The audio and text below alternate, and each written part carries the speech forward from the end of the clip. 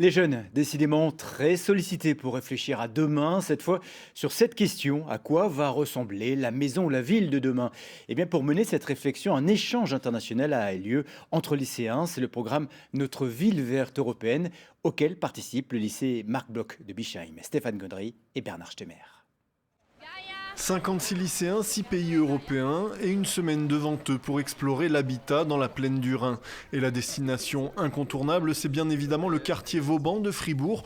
Depuis 30 ans, expérimentation à ciel ouvert d'un habitat urbain écologique. The car is placed in this car parks with solar panel on the roof.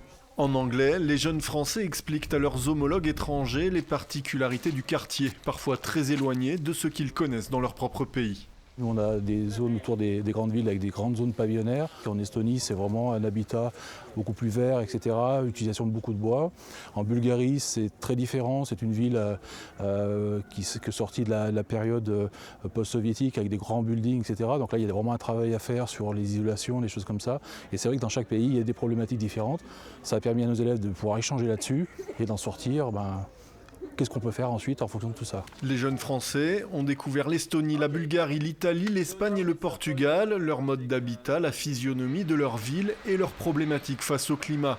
L'idée, c'est de réfléchir ensemble à l'habitat de demain qui ne sera pas forcément une maison individuelle. Est-ce qu'il y aura des maisons dans le futur? Je ne sais pas. Mais des immeubles, par exemple. Des maisons mais plus resserrées, plus en communauté peut-être. On peut aussi consommer moins d'énergie, voire pas d'énergie, c'est une solution aussi. Un programme d'échange étalé sur 2 ans pour faire avancer l'idée de la ville du futur chez ces jeunes, dont une partie se spécialise en architecture et urbanisme.